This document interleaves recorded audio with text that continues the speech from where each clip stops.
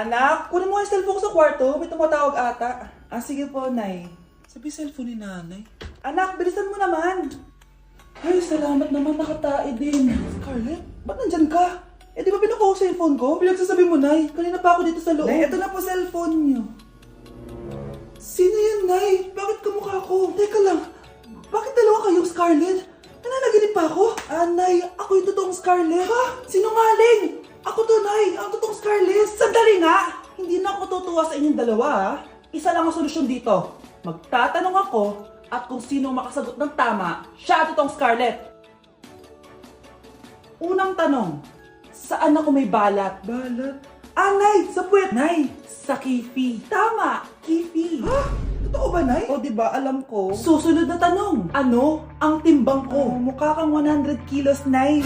75 kilos? Tama, 75 kilos. Yes.